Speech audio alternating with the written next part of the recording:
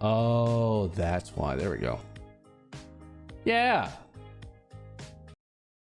So this was a request from Oma Brax. Asked if I would react to every single Warhammer 40k faction explained.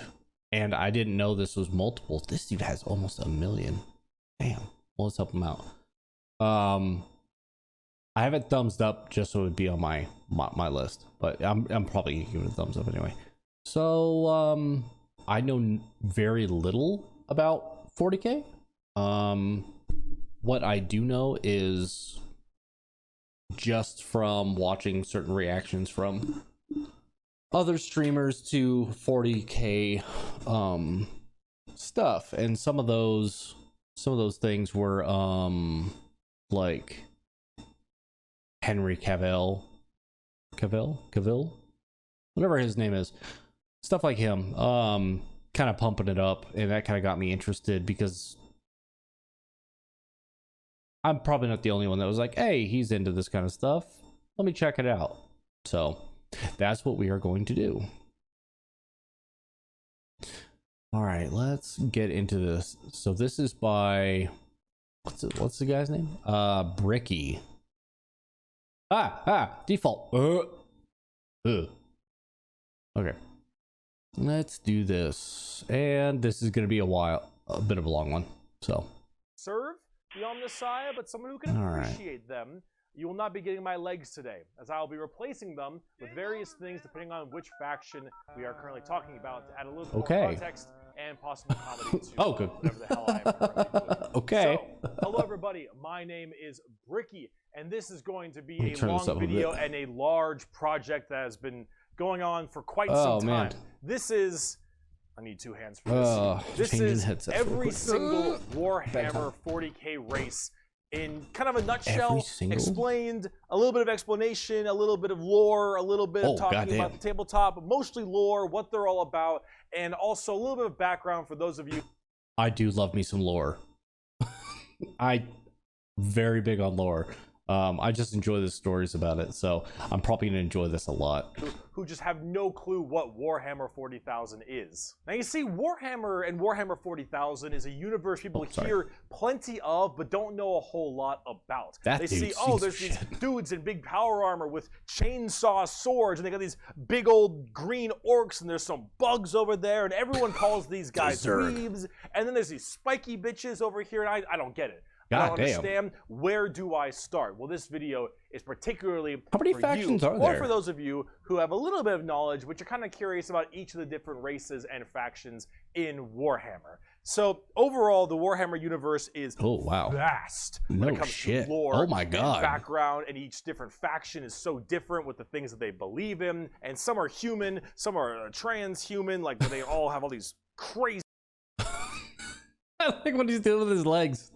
He's switching like twice already. Oh, that's funny. Yes, electronics on them. You've got aliens, and you've got the chaos factions, and there's so much to entail. Demons. That I decided to embark on this project to tell you what each and every single one of them is about, and what the Warhammer universe is about as well. To give at least a little bit of an intro to this extremely bloated but very, very enjoyable world that I and many others partake in. So, I will be explaining every single faction in the Warhammer 40k universe, at least all the factions you can play as, and some smaller factions here and there. I will not be discussing absolutely everything in it, because that is a little bit much, and I'm not going to go too mega deep into the lore. I'm going to give you a pretty solid overview of each of the different factions, and have you learn a little bit about them, and we'll discuss a little bit of the tabletop as well, in case you were curious about that. But for this episode entirely, we are discussing the Imperium of Man. Heard of them too. That takes up... So the only real big things that I know about Warhammer 40k is mostly through Russian Badger. That's it. A fat chunk the Russian Badger of Warhammer lore. Oh, boo-hoo. What is Warhammer 40,000? Yes. Well, the 40,000 starts off is the year 40,000, the 41st millennium. That's where it takes place, is in the year 40,000, 41,000 I was wondering about that. Okay. you're already more knowledgeable. Let me read you a quote. First of many quotes in this video. It is the 41st millennium. For more than 100 years, the Emperor has sat immobile on the golden throne of Earth. He is the master of mankind by the will of the gods and master of 1,000,000 worlds by the might of his inexhaustible armies. He is a rotting carcass, writhing invisibly with power from the dark age of technology. Wait, so the dude that runs the Imperium of Man is dead?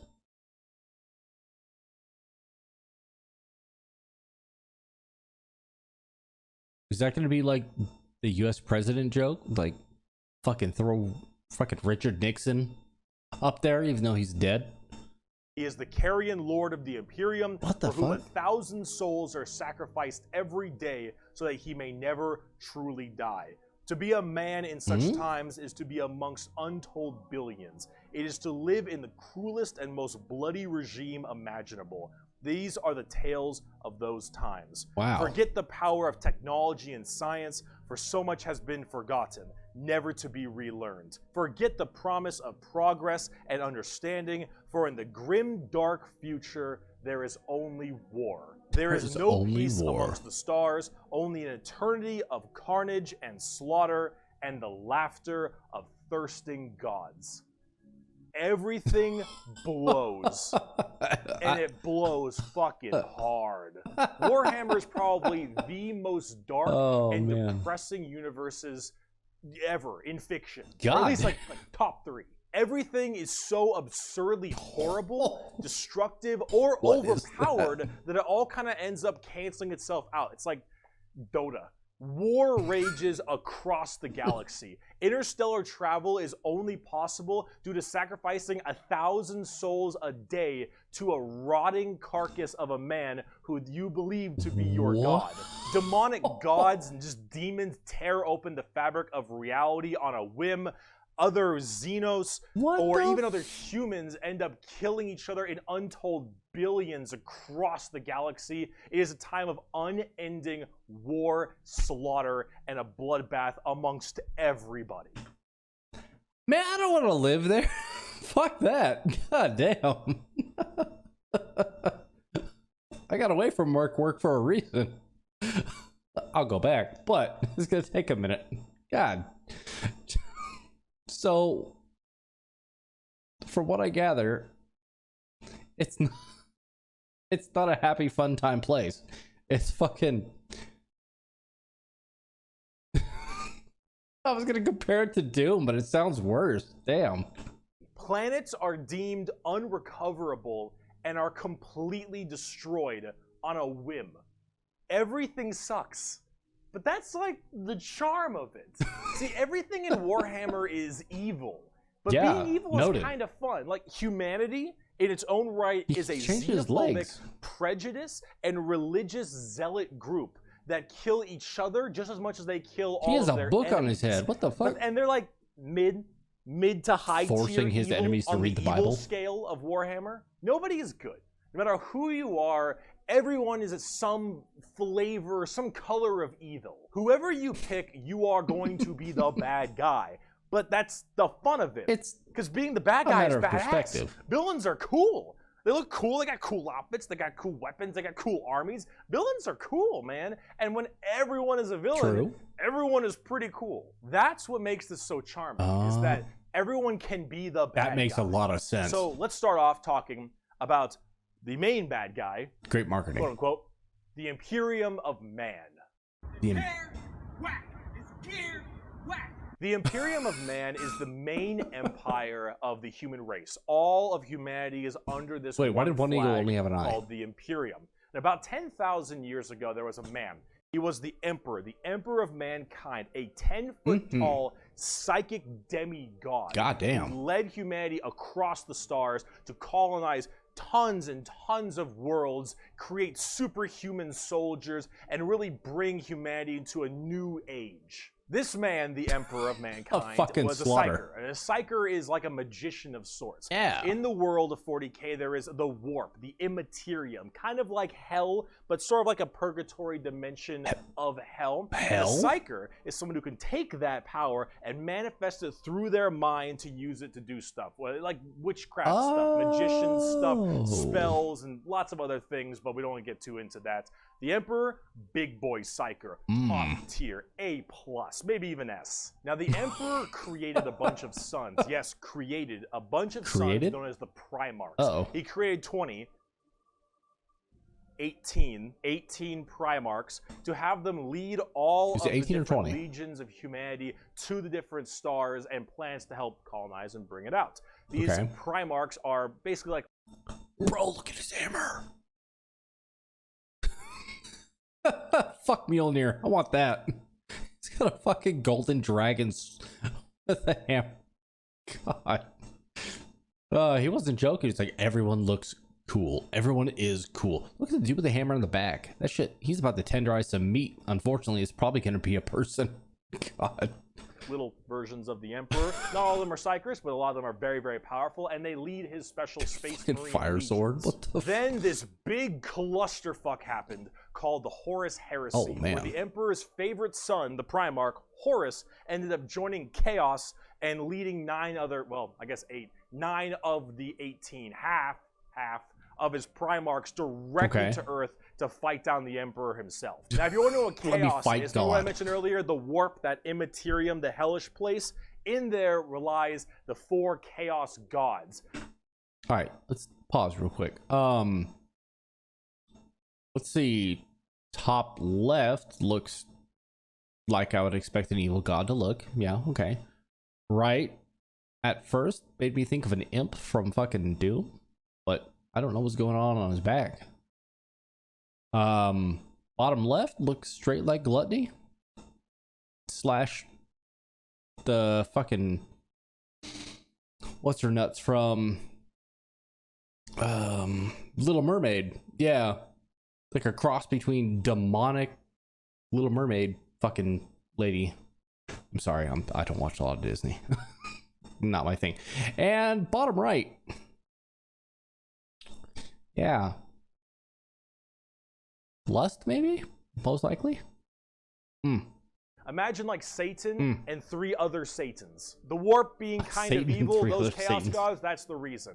And so those Chaos gods manipulated Horus, and then Horus helped manipulate all 8 other Primarchs to lead this giant coup directly on the Emperor on Earth. Oh my God. They fucked up shit. Yeah. After this huge civil war, Horus died, but not before brutally wounding the Emperor. And right at the end of his life, they put the Emperor on this large golden throne on Earth, in which he is now alive, just barely, but slowly rotting away, powering something called the Astronomicon, so long as he stays alive. Alive enough. 1,000 people a day. The Astronomicon is like the North Star. Wow. If you want to do interstellar travel in 40K, you need to pass through that demonic warp I mentioned earlier. But how do you know where you're going? Well, the Emperor is there putting a nice little navigator right there. He helps navigate you to know where you're going. If you want to go from Earth by the Emperor's will is not a joke. God damn. To some crazy solar system across the way, you need to go through that warp, and then you need to know where you're going, go through there, and pop your way out. It's like doing nether travel in Minecraft, so you can shorten the distance between going to areas. So long as the Emperor is alive and being fed 1,000 people a day to stay alive, you can do that. The moment he dies, interstellar travel's gone for all of humanity. You're so boned. Now, since the Horus Heresy 10,000 years ago, the Imperium has fallen from grace substantially. All technology has started to dwindle and die. There is now giant fundamental religious extremists that now believe the Emperor of Mankind was a deity, a true living god, which is probably the last thing the Emperor would have wanted to be remembered for. So now you have this thing called the Ecclesiarchy, which is this giant church entirely devoted to spreading the good word of the Emperor. That is awesome. He is now the Holy Emperor God, the God Emperor of mankind, and all of the Imperium has taken up worshiping him to the fullest extent and killing anything that isn't humanity in his name. The Imperium has this futuristic gothic tone to it and a hefty religious zealotry to them. No shit. If you think anything against the Emperor, that's heresy and you deserve to die. That is called being a heretic.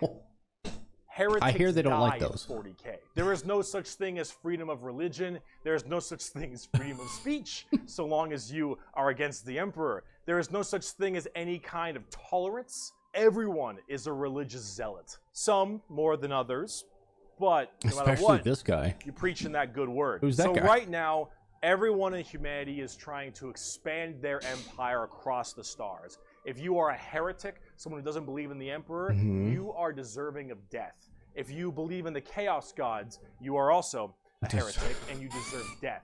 If you are an alien race of any kind, you are a filthy Xenos and you deserve death as well. So long as the murder continues and humanity expands, the Imperium of Man is very, very happy. However, the largest fighting force of this Imperium is my personal favorite faction, and the first faction we will discuss, the Astra Militarum, or also known as the Imperial Guard. What is that World War I tank he had? The Imperial Guard is the main fighting force of the Imperium, and in a world of horrifying creatures, galactic monstrosities, the literal demons themselves breaking through the fabric of time to kill you, the Imperial Guard are untold billions of regular men and women wearing modern day like flak armor with a laser rifle. This is the humble las gun, the main he said humble. God. Weapon of the Imperial Guard. It fires superheated plasma lasers at an extremely fast fire rate. It is reliable, never jams. It can blow off limbs, giant holes in concrete. For his life. It is overall an extremely devastating weapon in modern day. It is one of the weakest in the 40K universe. Oh no. Yeah, a laser rifle that never jams, it could blow off limbs, one of the weakest weapons. That's the world we're in right now. But who cares? Because the Imperial Guard has, in each battle, 500,000 of these. Yo, that tank, though. 500,000 dudes? In any battle? Wow. That tank is fucking wild. That front turret, it only fires straight. I'd take that in the world of tanks. Hell yeah. Men and women. 30,000 large armored tanks, 10,000 artillery batteries. The Imperial Guard wins through sheer numbers and firepower. They kind of have this World War I, World War II style aesthetic with legions of guardsmen as well as high company commanders and generals on the field along with them, and multiple kinds of troops. A normal Imperial Guard battle starts off with artillery, long lines of artillery, cracking the crust of the planet underneath the enemy's feet. All right, so that's straight World War I tactic, right? So you just soften them up with artillery and then fucking bum rush them. Dude, fucking just... Oh, they got the prayer. I'm guessing that's the prayer up there, like written down, like prayers and stuff. And then you got the dude with the book just chanting away, giving everyone luck. Oh, man. And as this barrage continues, hundreds of thousands of guardsmen, a sea of guardsmen surges forward, firing and charging at everything possible while the planet rumbles as tanks roll up behind them. Gunships block out the sun and tanks block out the dirt with the steps and hoof prints of millions of guardsmen. It is through numbers and sheer sundering firepower. They are the first and last line of defense for the Imperium and make up a huge bulk of the battles. So if they're the first and last, so they're the first dudes in to soften them up, and I'm guessing the big power armor guys come through, maybe, and then I'm guessing like as cannon fodder as well. I'm sure The Imperial Guard is also made up of tons of different kinds of regiments. The Catachan Jungle Fighters live in a death world that's more hospitable than almost any firefight they'll ever get into. So they just have this steroid-looking, giant knife, Rambo Predator-looking sons of bitches, where nothing is anywhere near as scary as a simple knight on their home planet. You have the Valhallan Winter Soldiers who haven't felt their toes in 300 years. The Mordian Iron Guard, who are more interested in making their shoes shine than actually fighting a battle. And then, of course, the big one, the Cadians from Cadia. The biggest... Wait, why was he crying? I'm guessing the planet was destroyed at some point in this universe. Support of guardsmen in the entirety of the... What is with that dude's fucking mouth? What is this? I am his muse. God damn. Imperium. You will fire your first gun at 5. You will disassemble and reassemble it at 10. You will have pounding artillery drills day in and day out at 15. And you'll fight your first Swarm Lord at 6. What the it looks like something I've seen in Russian Badger, but way cooler. God, props to the concept art for that, man. Makes the Zerg look like a bunch of bitches. He's stovepiped. He's rolling coal right now. God damn. 16. And if you mention Cadia, you will burst into an unrelenting amount of tears and sadness like I do daily. To quote, I have at my command an entire battle group of the Imperial Guard. 50 regiments, including specialized drop troops, stealthers, mechanized formations, armored companies, combat engineers, and mobile artillery. Over 500,000 fighting men and 30,000 tanks and artillery pieces are mine to command. God damn. Show mercy to the fool that stands against me, for I shall not. The Imperial Guard are my personal favorite faction in 40k. They're the army I collect the most, the ones I enjoy playing the most, and the one I enjoy in the lore sense a lot. There's something about just a regular man with a laser rifle being told to charge the horrors of this universe and willingly doing so for his god emperor. It's just poetic. They actually represent the main Imperial Guard tactics pretty well. Large amounts of artillery that doesn't require a line of sight, lots of tanks, tons of infantry, drop troops, and gunships. Overall, they're pretty similar to how they sound, though a little bit expensive to collect, unfortunately. And they don't hit a lot. They have a bit of a bad aim, but you don't really care because you're just drowning them in shots. Spray and pray. However, if you want more accurate fire and specialization, we can move on to talk about Space Marines. The Angels of Death are up next. Space Marines are genetically engineered super soldiers and superhumans. They're given extra organs, their skin tissue is toughened, their bones are stronger, they're taller than the average person. I'm sorry.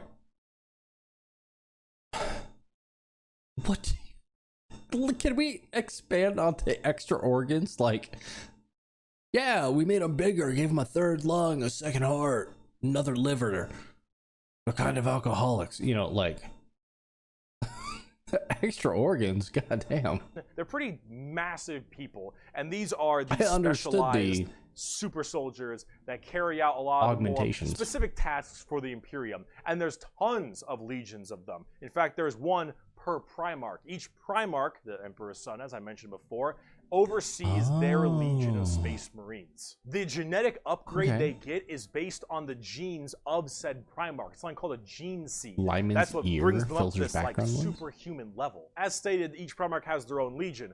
Robot Girly Man has the Ultramarines. Jagatai Khan has the White Scars. Rogel Dorn has the Imperial He's changed his legs again. Corvus Corax has the Raven Guard. And there's a whole bunch of other side sections that are also extremely interesting and have a little more twist than the average Space Marines, which we will discuss in a bit. Humorously enough, I don't have a whole lot to say about Space Marines. They're superhumanly fast. In fact, it's been said that nothing that large should move that quick. These men in power armor moving at blazing fast speeds.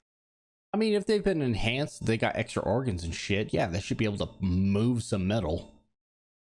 But, I mean, that dude's got a straight fucking some shit hanging right out of his head, so I don't know what they're doing to him. Their reflexes are faster, their skin is tougher. They are overall just extremely powerful soldiers. In fact, where they differ comes down to which Space Marine What's the weak point in your armor there, guy? About. For instance, the Ultramarines done by Robot Gilliman, are the main blue boys. Strong in almost every way, the jack of all trades kind of group that are a little bit too strong, and that's a lore problem, but the White Scars by Jagatai Khan are all about speed, motorcycles, hell yeah. Fast. We're talking attack bikes, we're talking land speeders. You want to go in quick, you want to hit them hard, you want them to be swarming around like buzzflies. Wow. Buzz saws. Buzz saws? What?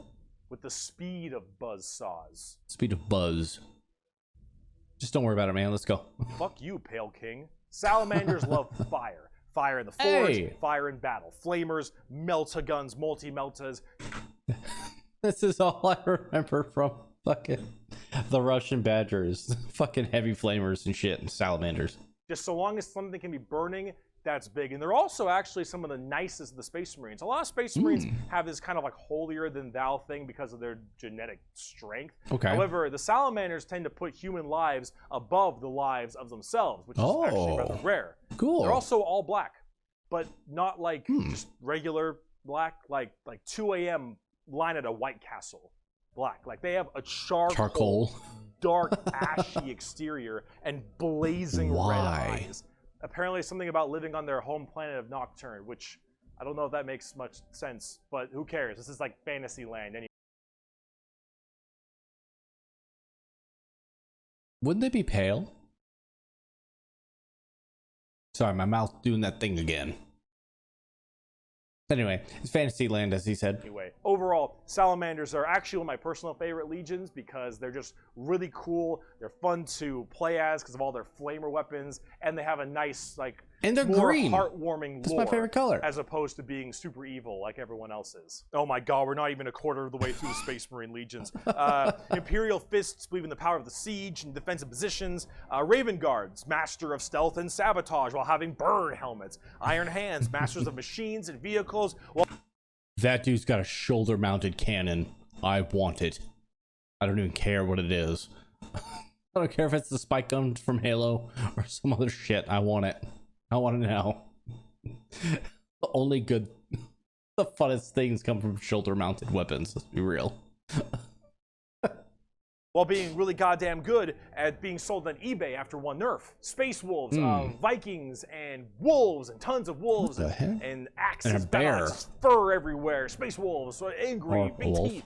I don't know. Blood Angels, the genetic defect to make them want to drink blood and go crazy, called the Red Thirst. What they the have fuck? Cupid wings and stuff, which is a little bit strange, and they are all super gay for Sanguinius.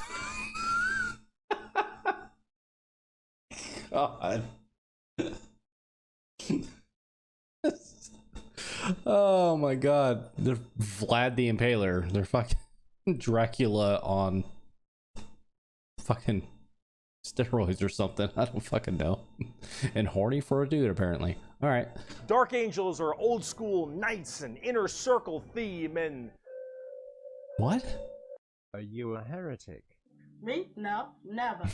Once in a blue moon, I know. Death Watch, a fancy anti-Xenos group that nobody plays because Death Watch, and they look cool though, but no one plays them. I don't know about Death Watch. Why? They're there though. Black Templars, for the people who, if you haven't prayed at least 3 times a day, you're gonna start praying out that airlock. And I'm sure there's some other chapters I may have missed as well, like Crimson Fist. God damn. But those are the main ones right here. Wait, so they're like sub ones to the main ones as well? God, we're not even halfway through this right now, bro. There's a lot. Here, quote. There's a lot. From the Emperor himself. They shall be my finest warriors, these men who give of themselves to me. Like clay I shall mold them, and in the furnace of war I shall forge them. They shall be of iron will and steely sinew. In great armor I shall clad them, and with the mightiest weapons shall they be armed. They will be untouched by plague or disease. No sickness shall blight them. They shall have such tactics, strategies, and machines that no foe will best them in battle. They are my bulwark against the terror. They are my defenders of humanity. They are my space marines, and they shall know no fear. And on the tabletop, they fuck. Oh, they fuck hard. As of making this video, Space Marines are laughably strong. That might change at some point, but overall, Space Marines just have it's like a Swiss Army knife. Look at them tanks. Of course they're gonna be fucking good. It has a door on the side. I'm pointing to the screen like you guys can see it. They have a whole ass door they have to enter. That doesn't. Oh man, look at that. What? Jeez. And people paint these, from what I understand. Like, people paint this stuff like by hand. That's wild. That is beyond wild. Jeez. And all that has meaning, from what I understand. Like, there's certain aspects with like shoulder pauldrons and fucking white helmets and capes and shit. So red helmets, like this dude down here. He's probably a leader of some form. So I don't. A tool for anything you need, the couple reds. Except it's like a gold-plated Swiss Army knife. It is extremely strong. If you are actually getting into the tabletop of Warhammer, Space Marines are a great start. Also, whatever gameplay style you have, whether you want to be sit back with long range and heavy weaponry, go fast and run in, or even just full melee, all of these options are totally there for you. Space Marines are super badass, but unfortunately, it's time we start praying to our new god, the 2011 Honda Civic. So is it any wonder people are afraid of technology? The Adeptus Mechanicus? The Adeptus Mechanicus. The Adeptus Mechanicus are a technophile cult on Mars. Now, these people are a little bit weird because they don't actually really believe in the Emperor of Mankind. And you might think, oh, whoa, Berkey, that sounds like some heresy. A little bit. They believe in the Emperor, they believe in his power, but they don't pray to him. They pray to something called the Omnissiah. And the Omnissiah is this kind of machine god that they believe permeates in all machines. And if you think, well, wait a minute, they believe in a different god as well? That sounds like super heresy. Well, yes-ish, but they also make all your guns, and they make all your tanks, and they make everything that you have, so you can't really tell them to fuck off. Wait, so these guys manufacture all their shit? And that's the only reason they're not dead yet, I'm sure, if that's the case. Because you're not going to win nothing if you don't got stuff to shoot people with. See, their Omnissiah at least makes sense from their standpoint. They believe it to be a deity that permeates through all machines. Your Honda Civic, your standard bolt gun, your Dune Strider Walker, your giant mechs, your huge ships. The Omnissiah is present through all. And the only reason your stuff works is because the machine's spirit in it says it works. If you want your gun to work, your tank to run, you must pray to it. And I mean full stop. Look, I've prayed to some of my cars back in the day. That shit didn't work at all. It's still broken. You need to start chanting in high Gothic. Oh my god. You need to burn incense. You need to sit on your knees. Okay, I didn't pray like that. To that car, you need to rub oil on your robes, and you need to go homina. Full stop. If you want your damn thing to work, if you want your gun to fire, you need to do that. Fuck maintenance. They are very bizarre, and they actually have a bit of a point because it's obviously working. And if you look at them, okay, I don't know how that works. So they obviously know something about what they're doing. The most notable member of the Adeptus Mechanicus is Archmagos, whatever, Belisarius Cawl. Look at this dude. Look at this dude. Shit, coming off. He's got a human skull. We're talking about. These are these weirdos. Here, the Omnissian Creed. The credo, Omnissiah. They got their own creed? There is no truth in flesh, only betrayal. There is no strength in flesh, only weakness. There is no constancy in flesh, I'm fucking weak. Only decay. There is no certainty in flesh, but death. Flesh is weakness. It's not really a creed, but okay. The Omnissiah is the god of the machines, and if you wish to be whole, if you wish to be holy, if you wish to give unto him, you must saw down your limbs and remove your organs and replace them with mechanical parts, because that is what he wants, and that is how you will become enlightened.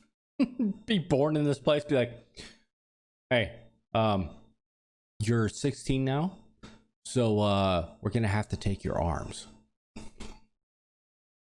It's in the name of the god. Hard technophiles mixed with religious extremism. That's Mechanicus. Now, for their army side of things, they are with the Skitarii. The Skitarii operate with very bizarre weaponry and lots of different kinds of vehicles, tanks, and different people in between. They're very weird, but they have extremely wacky and enjoyable, and in fact quite effective, both in the real game and in the lore, weaponry and gear. Overall, as an army on the tabletop, that's a lot going on. Oh man, a whole bunch of different shenanigans. But if you like kind of that quirky, wacky techno thing, I'd give them a pickup. Hell, they're so paranoid. I gotta keep going. They're so paranoid and crazy. These Dune Striders you see right here, is that? One guy was able to make them work. One guy, and he died. And they're so scared they'll never work again that they keep them on and they never turn them off, and they run around in a circle the whole time until they need them, and then they corral it and they go to battle. What the fuck? Yep. The Adeptus Mechanicus. Now, if you want to talk about faith, though, let's talk about the Sisters of Battle. Isn't the entire fucking universe faith? A simp has fallen for an e-girl in Lego City. The Sisters of Battle. God. Stop. Fucking sick. God. Okay. Battle of the Adeptus Sororitas, if that's how I pronounce it correctly, is an all-female group change your legs of battle again. sisters going through the ecclesiarchy section of the Imperium. The ecclesiarchy is, of course, the church. This is, imagine a private army of the church, which is scary, and it is. The sisters are an extreme having a bad day. zealotous force, and they take this to a full extreme. They believe in three main things: faith, martyrdom, and fire. Through the bolter, the flamer, and the melta, the Sisters of Battle are extremely potent at taking out chaos and heretics. Mainly heretics, because as they are a fighting section of the ecclesiarchy church, that's the big thing they want to kill. Oh, fuck these guys. You don't believe me. Fucking... Look like she's about to plant that flag fucking into somebody. Any form of heretic will face the Emperor's justice through those three main weapons: the bolter, the flamer, and the melta, and they will do so with extreme prejudice. Bolters are pretty big. Literally. Damn. They are the closest things we have to nuns in space. And I'm talking hardcore. Fucking battle nuns. Stop. Oh. If I can play some battle nuns, I might just start picking up 40k here soon. Oh. They carry holy fire on their backs. Yeah, they have holy books and sigils all across their armor. Their main battle tank is a fucking pipe organ missile launcher. They have small babies some Mad Max shit. They have removed their brain capacity to make them little servant cherubs to fly around and give them ammunition and shit. They drop churches from low orbit as mini drop pods onto battles. They drop churches into battles, and they blare war hymns and holy music from their frigates in low atmosphere and shower holy water across the battlefield. These are the people you are dealing with, and they're fucking awesome. They can literally stave off demons. Oh, man. On the tabletop. Valkyries be damned. Because their faith is that strong. Remember the warp, the demons from the warp? Yeah. Well, the warp also manifests in your mind. All of your emotions, negative and positive, go through the warp. It's the immaterium, the place of all things. So if you are that mentally fortified, that mentally strong, you can stave off horrifying demons. And all these girls, not a crack. Not a crack in that mental armor. Now, as much as a meme as they are, and as much as their models look a lot like Ongo yeah, no Logolian, shit. yeah. which I can't unsee anymore. I gotta say, I love their design. I think they're extremely cool. They're another arm. Fucking, you're in combat. All you see is a bunch of fucking these fucking fighting nuns come rushing at you with their bobbed haircuts. Just fucking let me talk to your manager. Fuck. That I'm currently collecting. They just released a whole new God line damn of figures very recently, and they look wonderful. Everything from Celestine, the living, well, you got literally undying piped organs saint that fire from missiles. The triumph Sign me of up. Saint Catherine, which is literally a funeral procession as a model. Those organ tanks I mentioned earlier. This shit is the most over-the-top badassery in a lot of the Warhammer universe, and goddamn it, is it over the top? But no Sisters shit. of Battle I'm are down so for it cool. though. Well, I'm down. I'm 100% down for it. This is such a cool faction. By Bolter Shell, Flamer Burst, and Melta Blast, the mutant, the heretic, and the traitor alike are cleansed of their sin of existence. So it has been for 5 millennia, so shall it be until the end of time. And speaking fucking goddamn of time, of burning demons. Oh god. No, daddy, no. God. Fine. All right, give me a sec. All right, here we go. I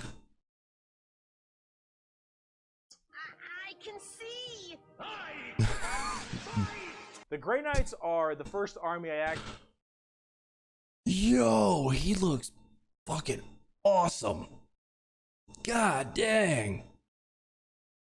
I always just see the regular kind of like red, blue, or green, like regular dudes that are like tramping around shooting bolters and shit. And I see like guys like this. He has guns on his fist. He's got a sword in one hand. He's got a Bible on his shoulder. Like, where's this shit been?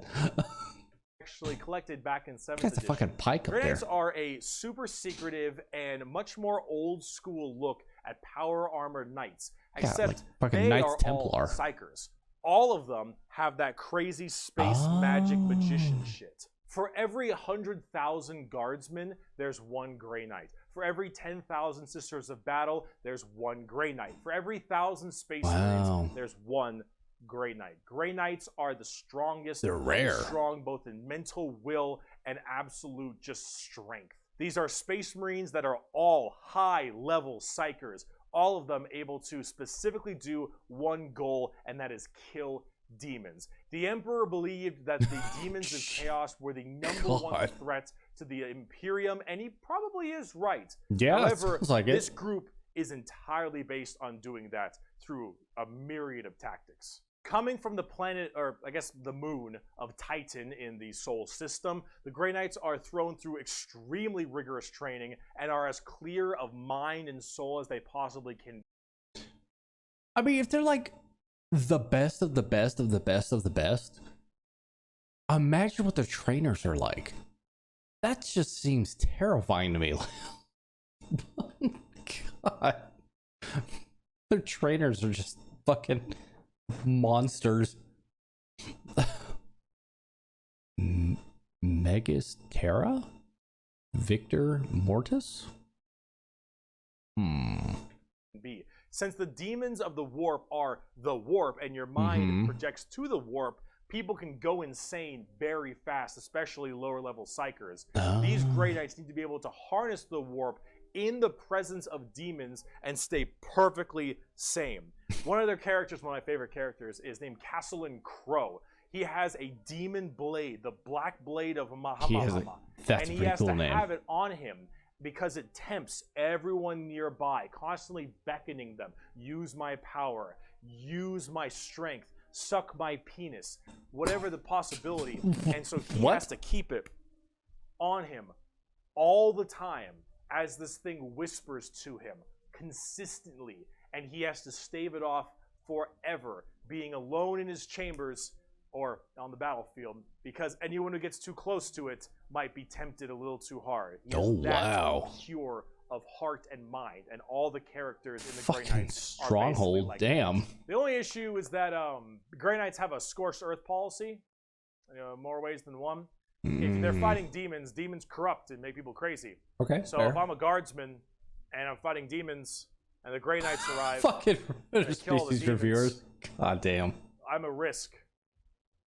And so guess who's not making it out of there? On the tabletop, they're very strike fast, strike Kill hard. everybody. Okay. They teleport all around the place. They are fast strike groups, small amounts of models because they're so dang strong. You only have so many characters, but with it, you get in there, you're very tough, very tanky, you hit really hard, and you try to bounce around the battlefield quickly, but you don't have numbers, and so every dead Grey Knight hits really damn hard.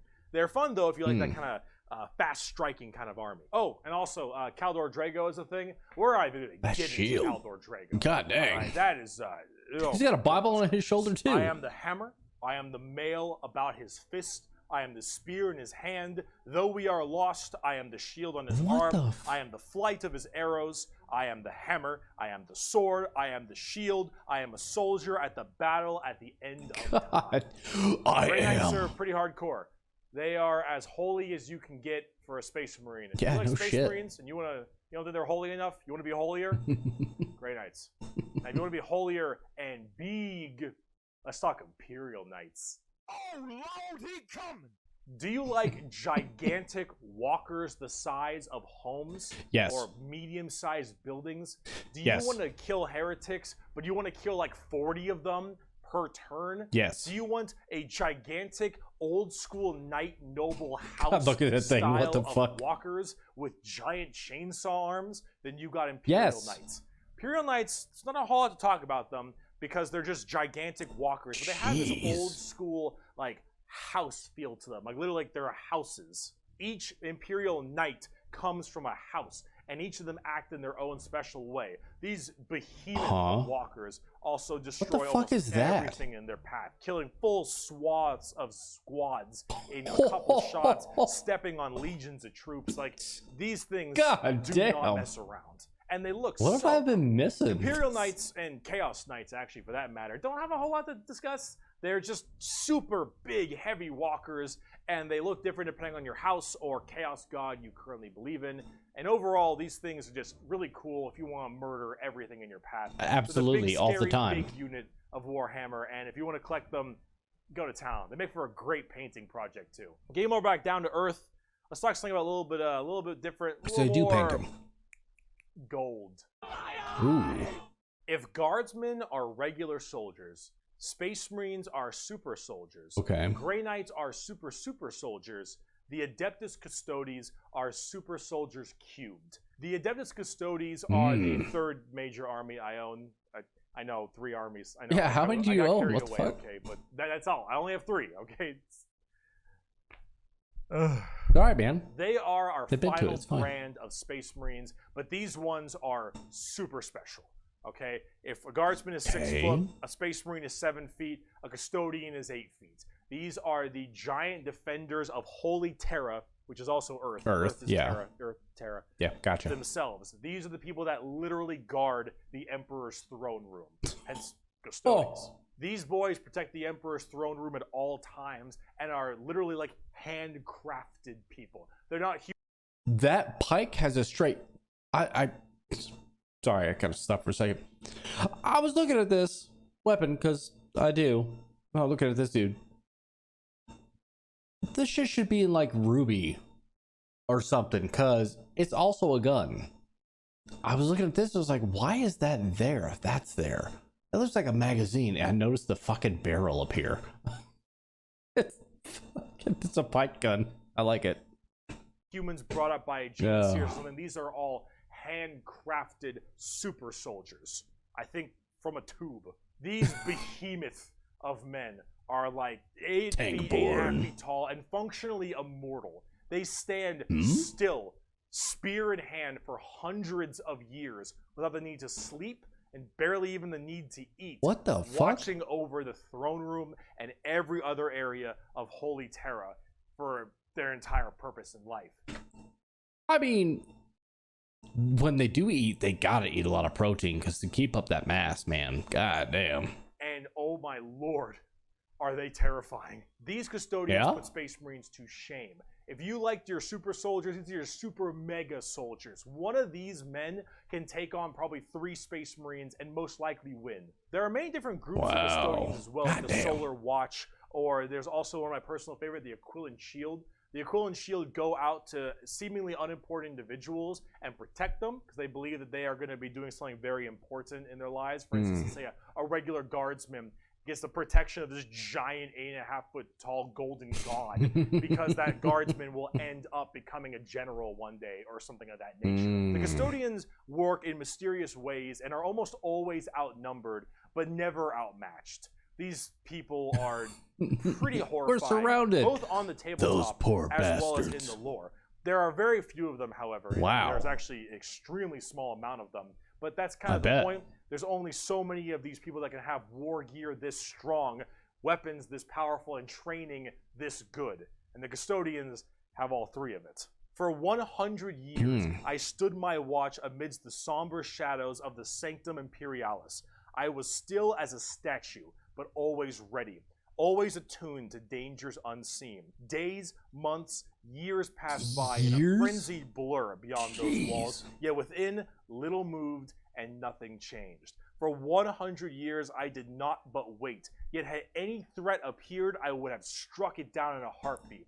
For 100 years, I stood my watch, and as it ends, I can tell you this: patience is a weapon. The custodians are the top dogs of the Imperium, and they hurt just that same way. Though I do want to discuss a little bit about the Sisters of Silence before we get out of here, because the Sisters... Hello, a chick that can kick my ass. Sisters of Silence I also have a few of, and they're really fun, but they don't get enough attention. These kind of bald plume ladies are a whole group of pariahs, or also known as blanks. We'll be referring to them as blanks from now on. Okay. So as every mind is somewhat connected to the warp, these blanks are a genetic mutation that has it suppressed heavily. Because of that mind suppression, normal people feel this weird, like, uncomfortable nature when around them. When a Sister of Silence walks past them, you feel ill. You feel just uncomfortable and unclean. So most of them don't actually live past childhood, because once they are birthed, they're, well, you know, killed or something at a very young age, because they just emit a horrifying aura. These ladies, however, are guardians of the throne as well for more psychic threats. See, none of the custodians are psychers, so they have a difficult time dealing with major demons and other kinds of psychic phenomena. So you have to have another These class. sisters are extremely specialized in it. All of them taking a vow of silence, as they don't speak, hence the term Sisters of Silence, but they communicate through hand gestures and things of that nature. But if there's a demon issue, if there's any kind of warp-based problem, the sisters are extremely adept at dealing with them, thanks to their blank gene. They normally work a lot of time with the custodians because they have to deal with both kinds of threats, but they're not represented that way on the tabletop. In fact, they only have like one real model for them, which is very unfortunate. I hope we get something new soon. Yo. He's holding that fucking ass Claymore. She's gonna fucking just end you. God damn. Fuck around and find out.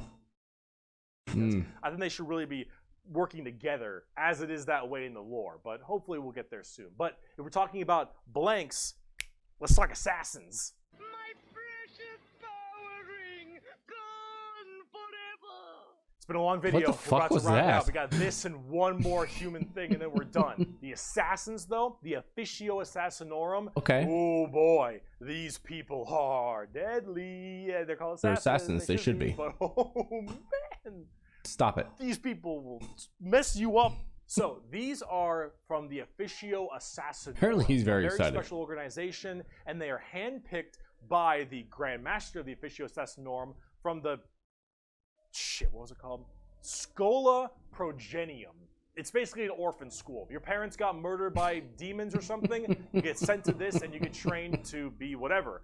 Tempestus Drop Troop, an Inquisitor, maybe even. Maybe you get a blank gene and you get thrown into the Sisters of Silence. Good luck. Or sometimes you just disappear. When you are taken, however, you go to one. By disappear, he means death. One of 4 temples, because the Assassinorum works in a temple style of things. Professor These temples are the Vindicare, Caluxus, Calidus and Eversor. Who the fuck goes from right to left? I'm far away. I've been sitting here for 3 weeks. Poof! The Vindicare Temple is the main sniper-based temple. Gigantic sniper rifles for all these assassins. Their whole point is to be able to be in a spot and sit there, eye and scope, for weeks, waiting for their perfect target. Oh, wow. People out from literal miles away after extremely long time periods. The Vindicare Temple is about precise, perfect aim. There have been reports of Vindicares being able to single out particular body parts from over 2-3 miles away. Temples in the head. What the fuck? For instance, and been sitting there after weeks. And when they're ready, take that shot. Time is done. Packs them up. The Calidus Temple, however, is a lot more about shape-shifting and deviant art. It's mostly a female-based one, or at least it seems to be. Yeah. And this allows a lot of body augmentation for certain individuals to be able to kind of transmorph themselves and infiltrate areas that are problems. These assassins will end up taking missions that take them years, 2-3 years, to infiltrate a heretical group and slowly work their way up, just to get enough time to put a bullet into the main target's head and then escape unharmed. Wow, they're in it for long game. The main target and sabotage it from within. These are all completely about deception, mind tricks, polymorphing, and everything in between. And lots of drawings. Lots of drawings. The A lot of Rule 34. Just kind of disturbing one. The Eversor Temple is about when you don't... He said the disturbing one, like some of the other shit hasn't been so far.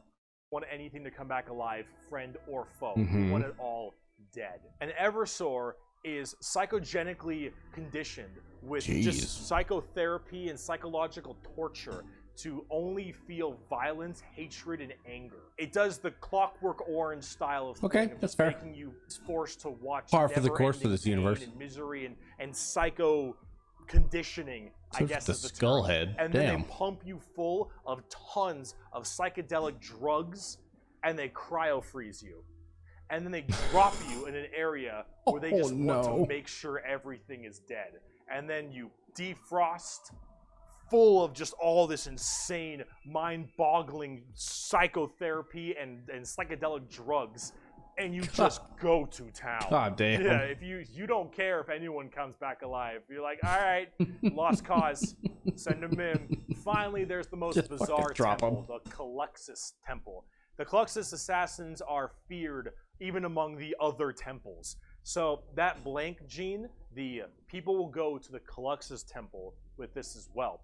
And this is where they can harness that to be massively anti-psyker or even just anti-regular people.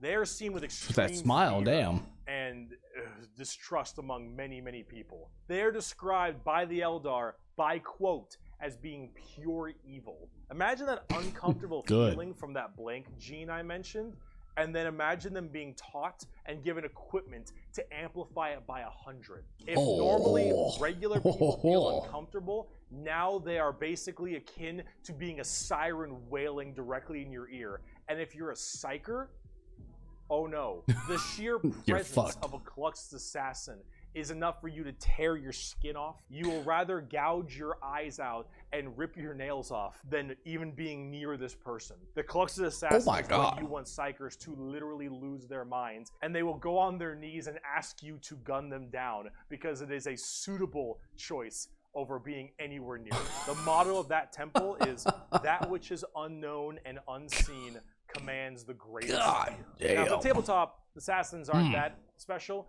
You can call them in no matter what Imperium faction you are. And they do a lot of work for themselves, but at the same time, they're very specialized and require a lot of finesse. And they work the way you generally want them to, though. You want to cause some distortion and weird stuff, you take a Calidus. You want to just murder I've never played the game, so blow up Eversor. You want to kill that one guy, Vindicare, and if you have a lot of psychers, Caluxus. It's a nice little, like, jack of all trades if you have a specific thing you want to kill. And you get to choose which is really fun. But now, let's talk about the last human faction. We can round this video out before we do part 2. The Inquisition. Shit, there's a part 2? We have a lot to talk about with them. Well, on the subject of heresy. No one expects Where do I even begin with the Spanish Inquisition? Take every secret police you can think of. The KGB, the Gestapo, the CIA, FBI, any of these kinds of people. And then mark it up by about 10 and give them the most power in the entire Imperium. No, you know what? How about this? What? This right here. It's not just a quote. This is the Imperial motto. The motto. They are the judge and the jury. I apologize for my bad pronunciation. Innocentia nihil probat. Innocence proves nothing. What? God damn. The most powerful organization in the Imperium, the secret police, their number one motto is innocence proves nothing. The Inquisition goes around like the secret police or like detectives to find issues in the Imperium. And they have different ordos depending on which one we're talking about. The Ordo Hereticus, the Ordo Xenos, the Ordo Malleus, for instance, and a whole bunch of other ones. Jeez. Hereticus is obvious. They deal with heretics. Xenos tries to find alien threats, and Malleus is demons. They all have different specializations in what they're trying to go for as this Inquisitor. And that's what they're called, Inquisitors. Each of them, as an Inquisitor, has their own free reign to do as they wish. They may have a ship and a crew, and they go out to find problems and interrogate people a lot. God damn. They are above the law in every department over Space Marines. Now, the Space Marines might argue against them and stuff, and there might be a lot of blowback, but technically they are above them. I'll rank you. Shut up. They are looking to investigate and figure out coups and cults and demonic incursions and possible Xenos issues. God damn. Or a new threat coming into an area. They're about learning that stuff and actually doing detective work. And memes aside, they're pretty good at it. The Inquisition having all of this power does make them a little bit power hungry and frantic sometimes. Yeah, no shit. And yes, it is still a bad thing, but most of them are pretty good at their job. And they spend a lot of time being very diligent to make sure that... Oh, fuck. The wife was watching a show. What is it? You fucking... she looks like the queen. Oh, I don't remember. Damn. All of these leads they follow are proper and correct. They're basically space detectives. She looks like a proper lady in like power and sometimes a bit of a power complex. And we haven't even talked about Exterminatus yet. Exterminatus. Oh man. Exterminatus is deeming a planet unfit to be saved.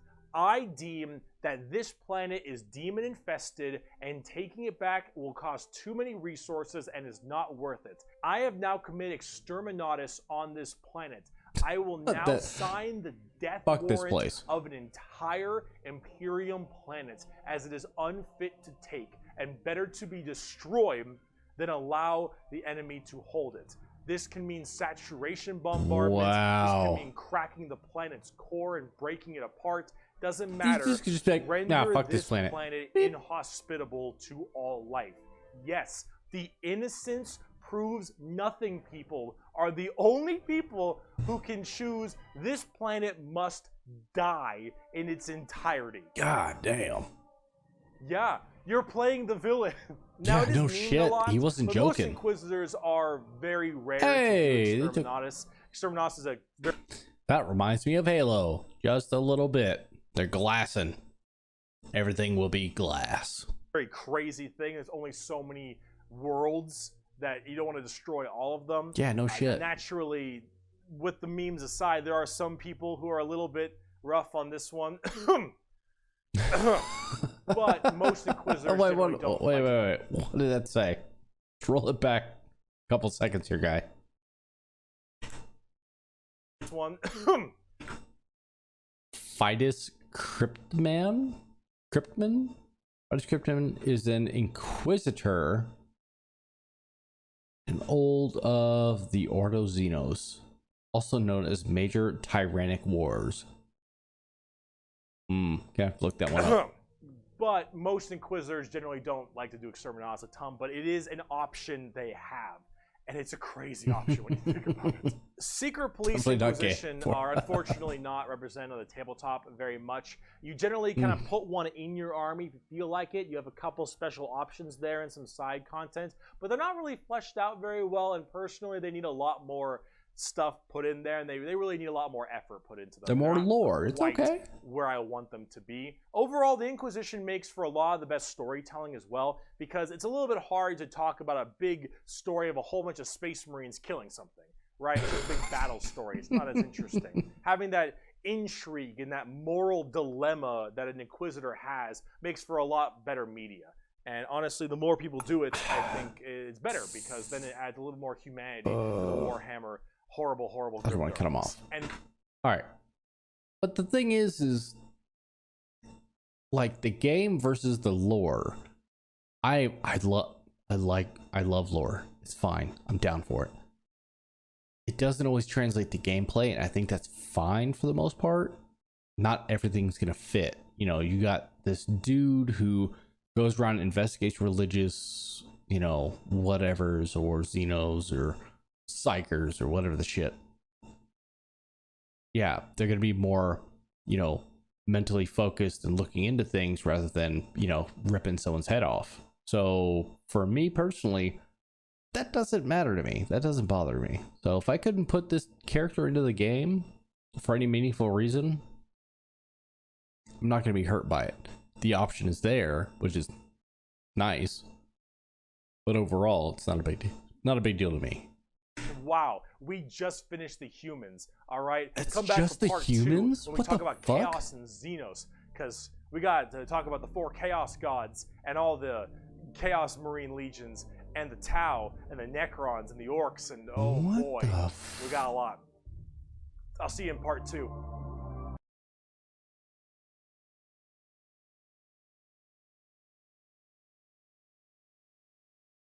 Oh, fucking all right. Oh, I don't even know if there's anything for me to review, because that was a lot of info. That was one video, 51 minutes worth. Wow, that's wild. Some of the stuff was crazy. The fucking battle chicks make Valkyries look like little bitches. That was wild. Oh. All right.